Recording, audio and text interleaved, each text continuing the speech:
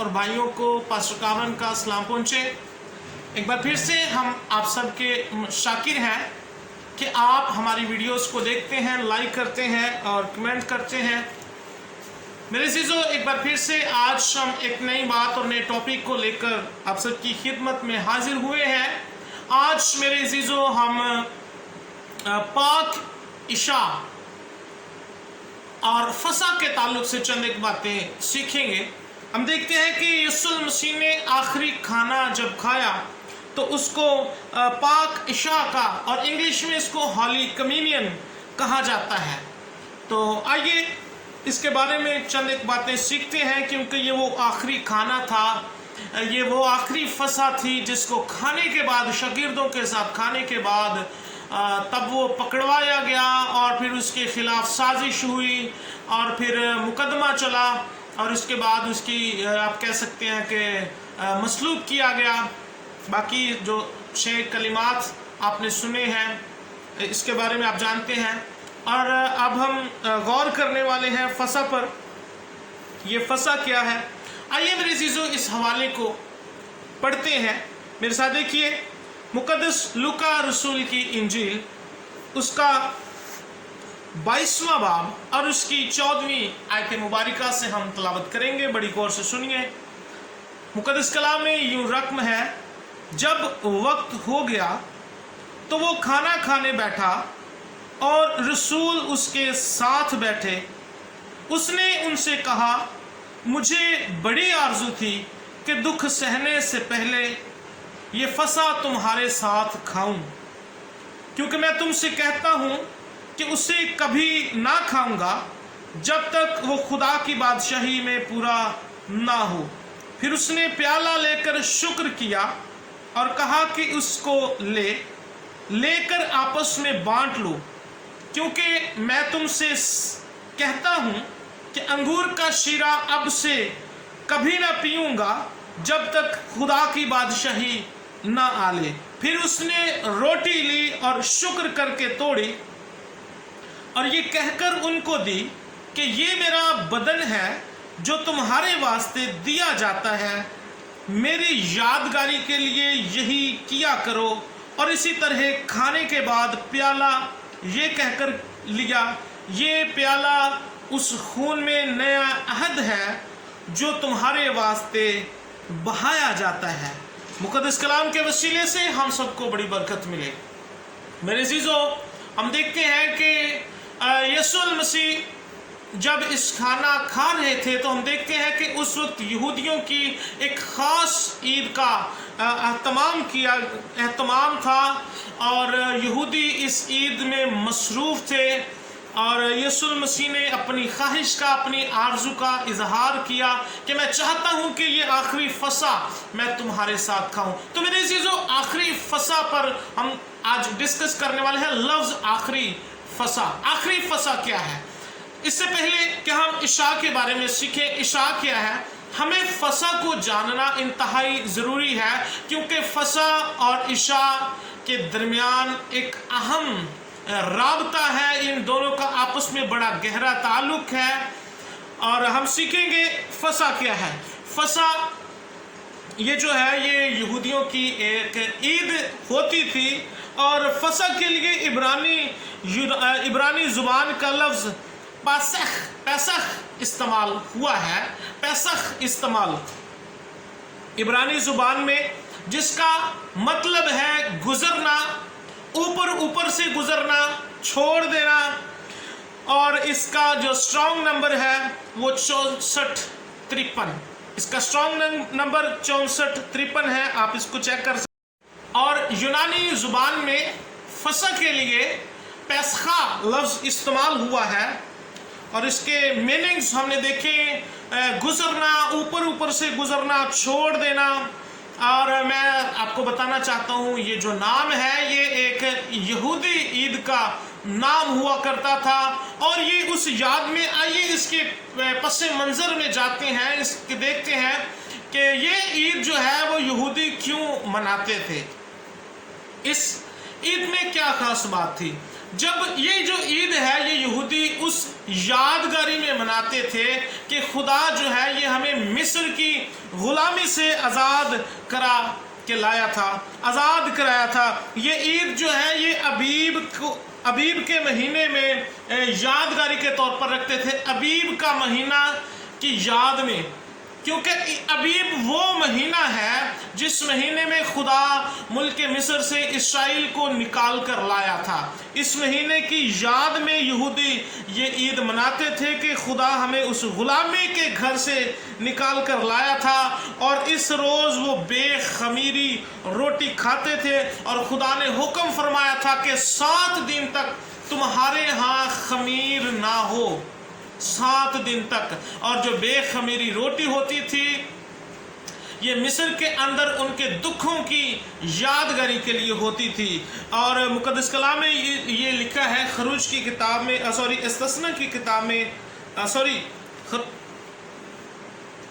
खरूज की किताब में आप ये पढ़ सकते हैं कि ये जो महीना अबीब है, इस महीने में यहूदी अपने गाय बैल और बछड़े और बकरे ज़िबा किया करते थे, कुर्बान करते थे, और बेखमीरी रोटी भी अब लेते थे। ये इस बात के लिए था कि मिस्र से हड़बड़ी में निकाला था खुदा ने, और ये 7 दिन तक खुदा ने कहा था तुम्हारे यहाँ कोई खमीर ना रहे।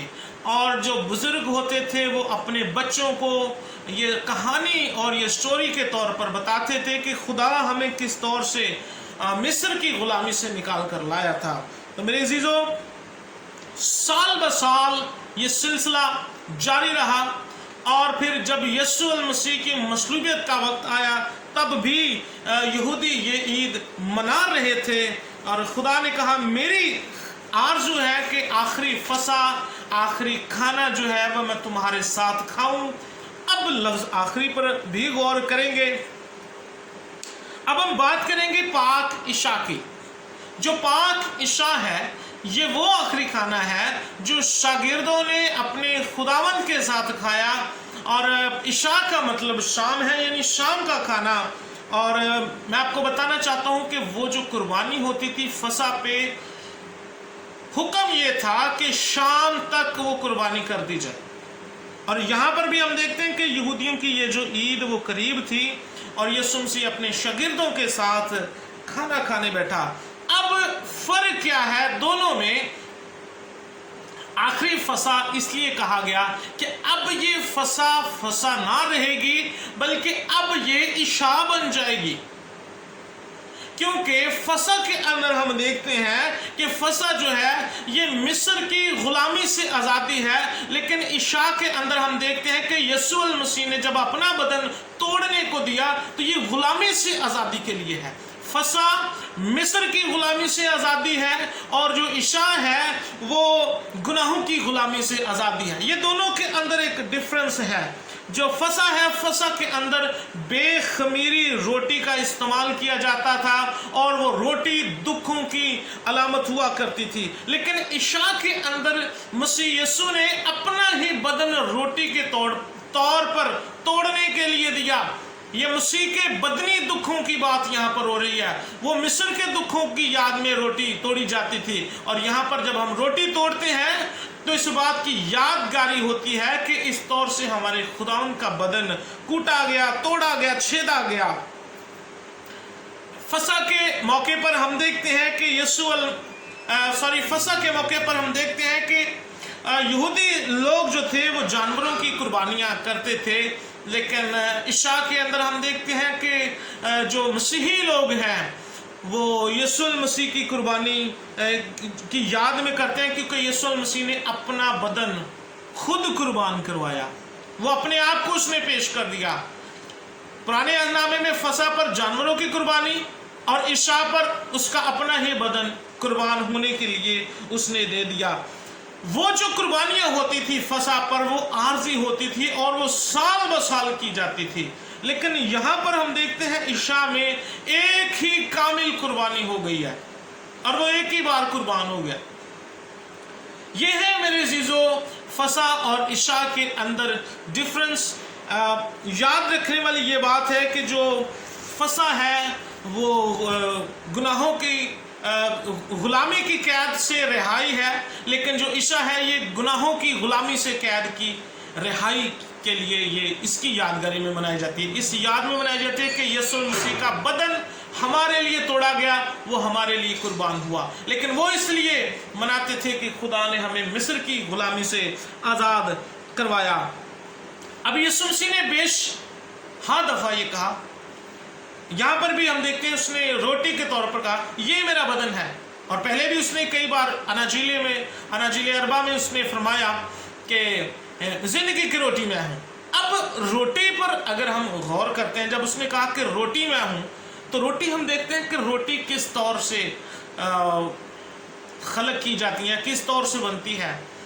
जब इसकी डिटेल में हम इसको चेक करते हैं, हम देखते हैं कि एक सबसे पहले गंदम का एक दाना जो है वो ज़मीन के अंदर बोया जाता है, वो आहिस्ता आहिस्ता बढ़ता है। जब जवान हो जाता है फिर उसकी कटाई की जाती है, फिर उसके चक्की के अंदर पीसा जाता है, और चक्की के अंदर पीसने के बाद फिर उसको गूंदा जाता है, और गूंदने के बाद फिर उसको अपने हाथों से थपथपाया जाता है। हाथों पर थपथपाने के बाद फिर उसको तवे के ऊपर रखा जाता है, उसको आग की तपश दी जाती है, फिर वो जाके एक खूबसूरत रोटी बनती है और बहुत सारे लोगों की भूख को मिटाने का सबब बनती है, बहुत सारी जिंदगियों का सबब बनती है। यीशु मसीह ने कहा मैं जिंदगी की रोटी हूँ, और हम देखते हैं कि यीशु मसीह भी इसी तौर से, इसी रोटी की तरह, इस अनाज की तरह वो मारा कूटा गया, मसला गया, तमाचे खाए, और बिल आखिर वो जिंदगी बन गया जिसको खाने के बाद, वो रोटी बन गया जिसको खाने के बाद फिर किसी को दोबारा से कुछ खाने की हाजत ना होगी। उसको जिंदगी मिल जाती है जब जो यीशु मसीह को ले लेता है, और ये है हमेशा की जिंदगी। फिर उसको पीने के बाद जब कोई यीशु मसीह को पी लेता है तो फिर उसको दोबारा से प्यास नहीं लगती। मेरे चीज़ों, आखिरी बात जो मैं आप सबके सामने शेयर करना चाहता हूँ वो ये है। तो मेरे चीज़ों, हम मुकद्दस पौलुस रसूल का खत करंथियों की कलीसिया के नाम, पहला खत जब हम पढ़ते हैं उसका 11वां बाब और उसकी 26वीं आयत में यूं लिखा है, क्योंकि जब कभी तुम ये रोटी खाते और इस प्याले में से पीते हो तो खुदावंद की मौत का इजहार करते हो जब तक वो ना आए। हमने ये इशाक की जो रस्म है इसको करते रहना है।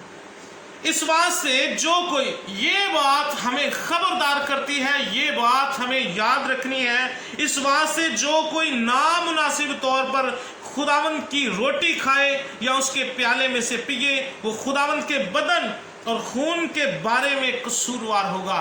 इसका मतलब ये है मेरे अजीजों, हम सब अपने आप को पहले चेक कर लें, अपने आप को परख लें, क्या हम नामुनासिब तौर पर तो नहीं खुदा का बदन ले रहे हैं?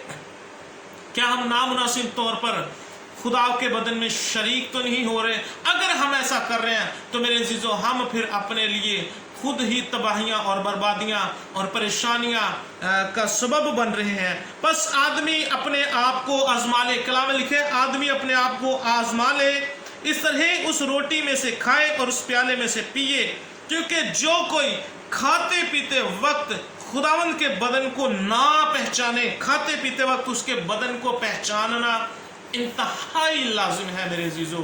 इंतहाई तौर पर ये लाजम बात है कि हमें खुदावंद के बदन को पहचाना है, वो किस कदर पाक है। इसका मतलब ये, अगर हमारे अंदर गुनाह भी है और हम अपने अंदर गुनाह भी रखते हैं और तौबा नहीं की, और फिर हम कई बार ऐसा होता है हमने हर किस्म की बदी अपने अंदर रखी होती है, तौबा नहीं की और शराब नोशी भी करते हैं, हर वो बुरा काम करते हैं, और फिर आखिर में जाकर हम पाक इशा को भी ले रहे होते हैं, तो ये नामुनासिब तरीका है।